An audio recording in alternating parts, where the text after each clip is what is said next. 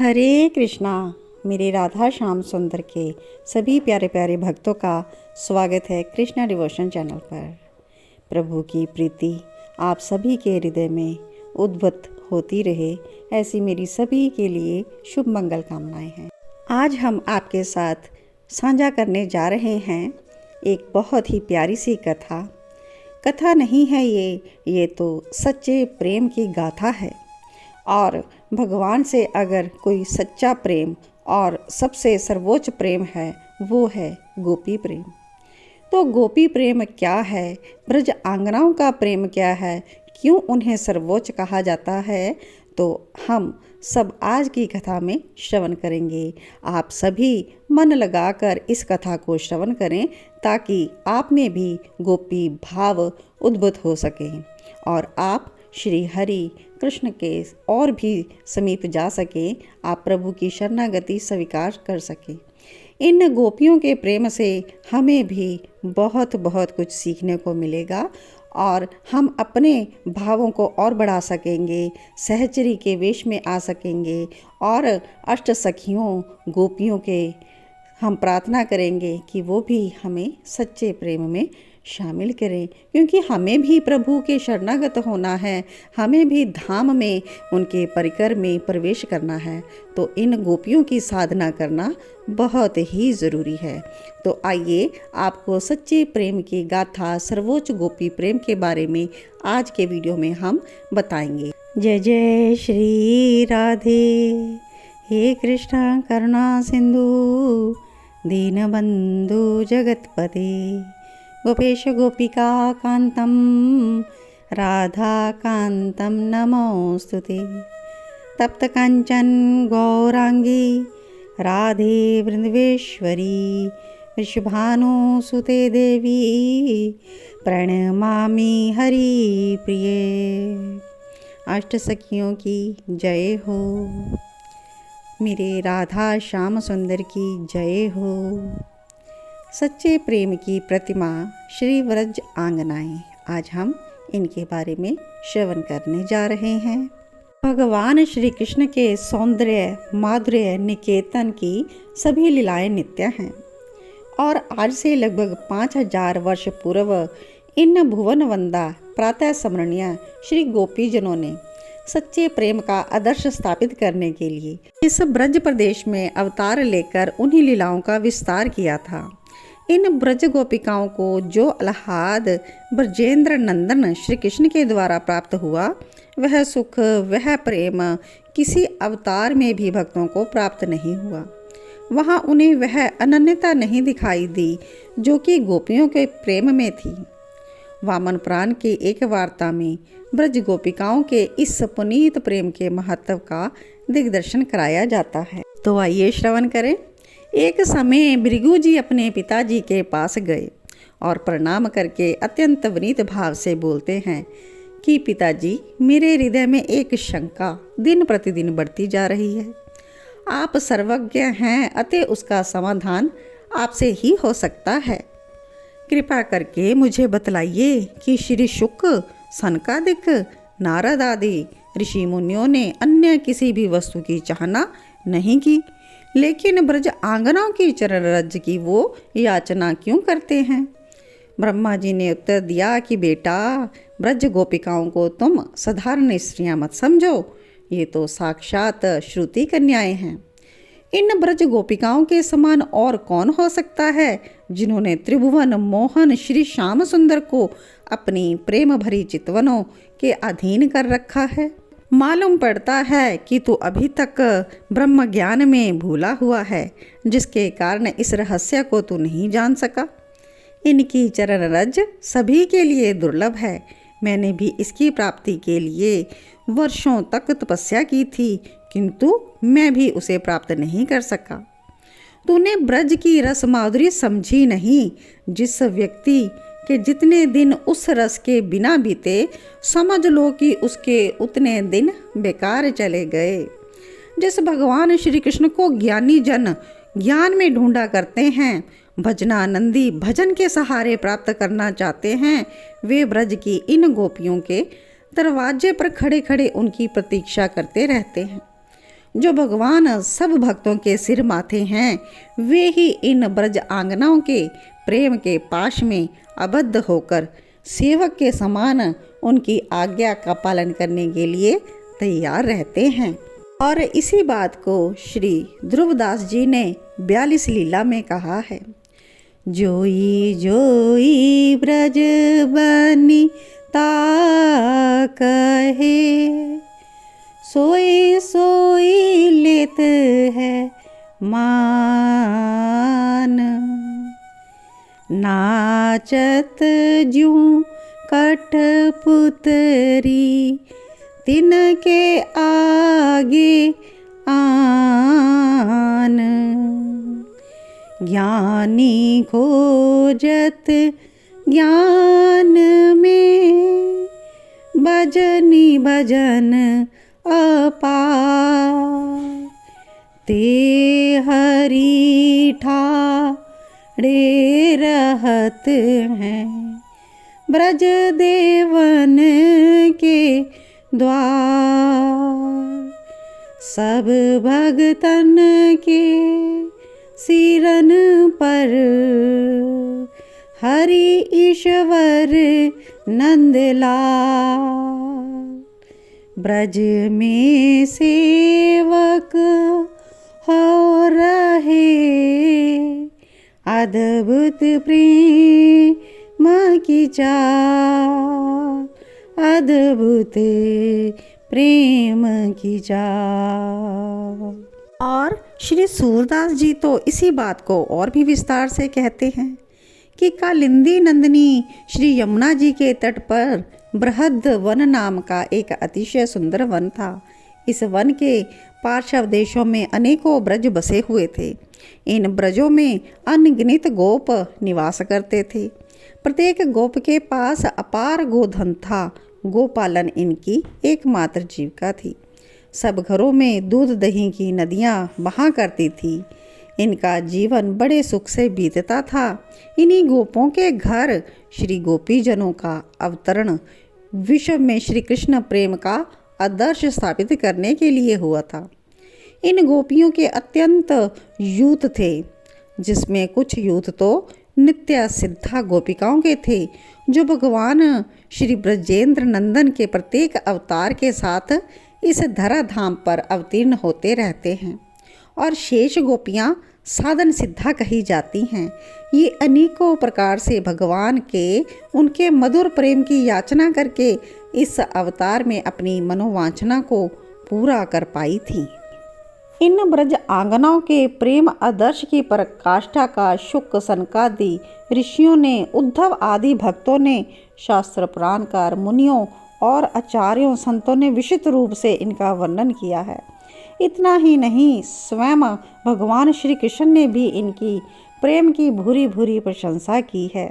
और श्रीमद् भागवत में श्री सुखदेव जी के शब्दों में उद्धव कहते हैं कि इस पृथ्वी पर केवल गोपियों का ही शरीर धारण करना श्रेष्ठ और सफल है, क्योंकि ये सर्व आत्मा भगवान श्री कृष्ण के उस परम प्रेम में दिव्य महाभाव में स्थित हो गई हैं, जिसके लिए संसार के भय से डरे हुए सुमुक्षु जन, बड़े बड़े मुनि और हम सदा वांछा करते रहने पर भी प्राप्त नहीं कर पाते हैं।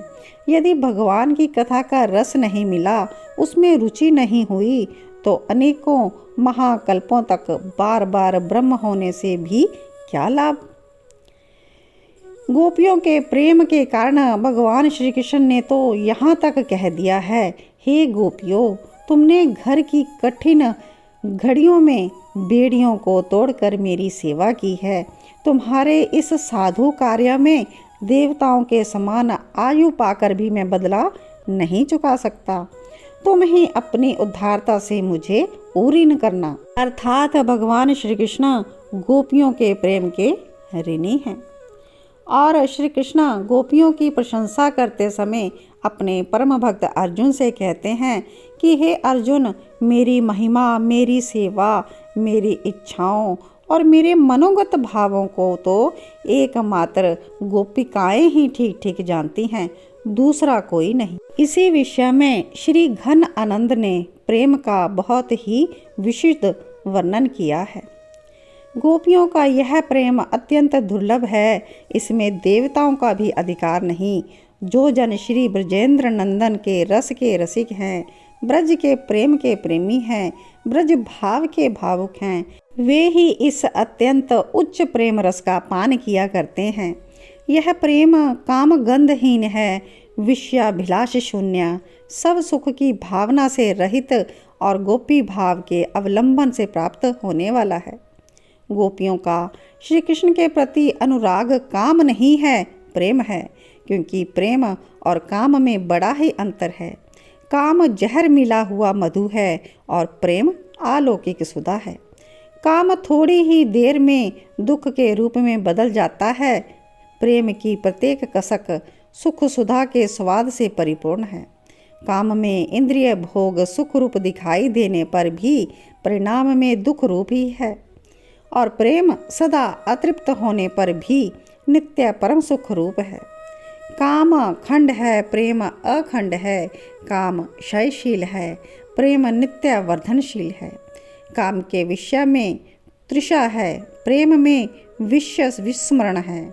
काम का संबंध नश्वर शरीर से है और प्रेम का संबंध नित्य आत्मा से है। तो गोपियों का जो विशुद्ध प्रेम है वो नित्य प्रेम है, नित्य आत्मा से संबंध है। जिस प्रकार राधा श्री कृष्ण की आत्मा है, उसी प्रकार गोपियों की आत्मा श्री कृष्ण है। और कृष्ण ने जब ब्रज छोड़ दिया तो वहाँ पर जीवन पर्यंत लौट नहीं सके। वो मथुरा चले गए थे और पीछे रह गई थी गोपियाँ, उनसे प्रेम करने वाली वे गोपिकाएं जो हर क्षण अपने प्रेमी का रास्ता देखती थी कि कभी तो वो लौटेंगे। कृष्ण स्वयं तो वहाँ नहीं लौट सके, लेकिन उद्धव को समाचार के साथ भेजते हैं। और उद्धव अपने आप को ज्ञानी समझते हैं, क्योंकि वो परम बृहस्पति जी के शिष्य थे और उनको बहुत ही मान था अपने ज्ञान पर। वो तो गोपिकाओं को एक भोली भाली ब्रज की अनपढ़ गवार गोपिकाएं ही समझती थी, लेकिन इन गोपिकाओं ने उसका मर्दन कर दिया अपने प्रेम भाव से, और निस्संदेह ऐसा ही हुआ। उद्धव गोपी संवाद में आप यह पूरी कथा श्रवण कर सकते हैं।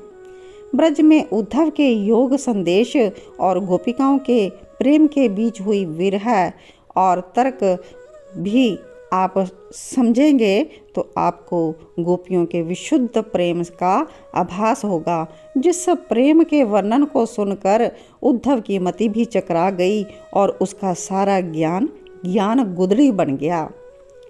यहाँ मैं डिटेल से गोपी प्रेम का वर्णन नहीं करूँगी। अगर आपको गोपी प्रेम का डिटेल वर्णन श्रवण करना है तो आप कृष्ण चरित अमृतम, जो कि कृष्णा डिवोशन चैनल पर ही आपको प्लेलिस्ट में मिल जाएगा, आप उसमें उद्धव गोपी संवाद के बहुत से एपिसोड हैं, उनको ज़रूर श्रवण करें।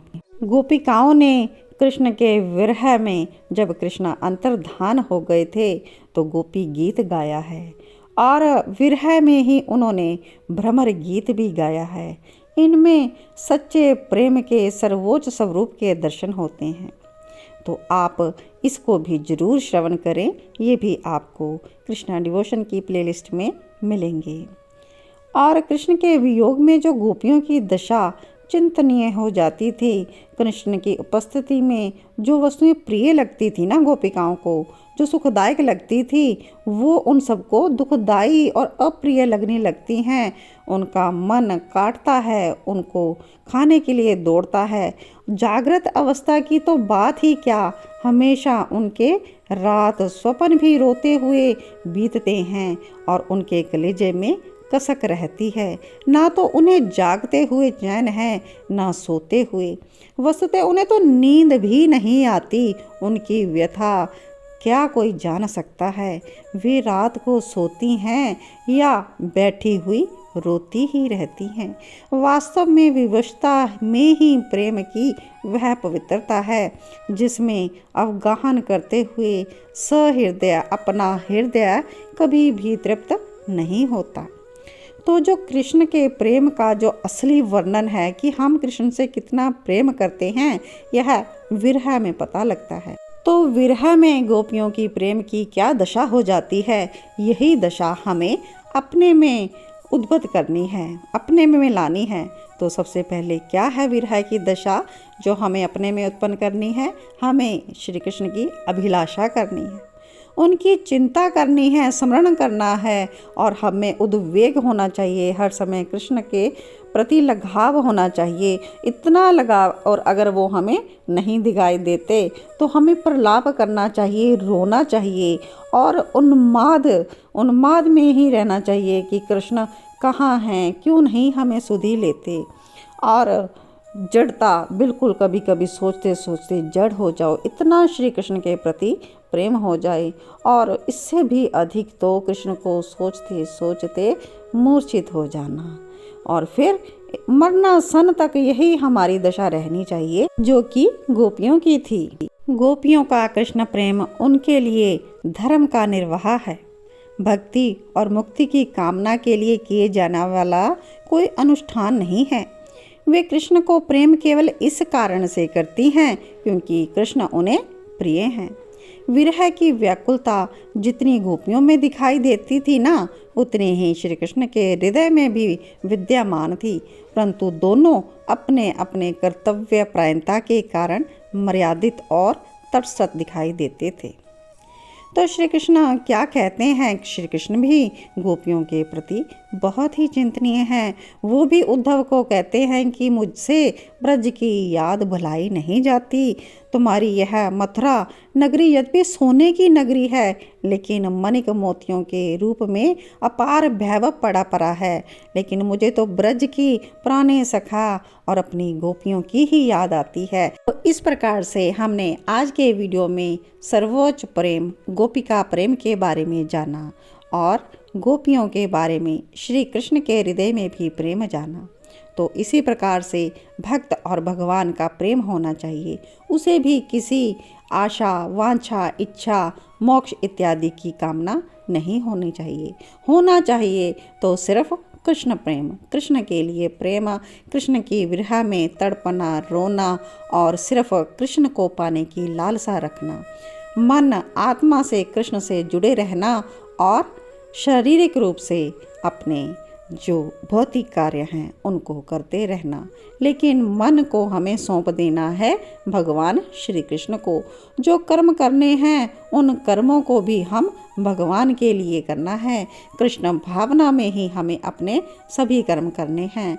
तो इतना कृष्ण से हमें गोपिकाओं की भांति प्रेम कर लेना है कि हमें हर वस्तु विशेष जो भी हम देखें उसमें हमें कृष्ण दिखाई दे। तो यह बहुत टफ है जैसे कि गोपियाँ करती थी, लेकिन हमें इसी गोपी भाव को अपने अंदर लाना है। तो आशा करती हूँ आज के वीडियो से आपको बहुत लाभ मिला होगा और बहुत अच्छी जानकारी मिली होगी, और अपने भावों को आप और भी बढ़ाएंगे इस वीडियो को श्रवण करके। तो बोलिए लाडली लाल सरकार की जय हो, मेरे राधा श्याम सुंदर की जय हो। जय जय श्री राधे, जय जय श्री वृंदावन धाम की जय हो। अष्ट सखियों महान भावा गोपियों की जय हो। श्री कृष्ण गोविंद हरे मुरारी, हे नाथ नारायण वासुदेवा।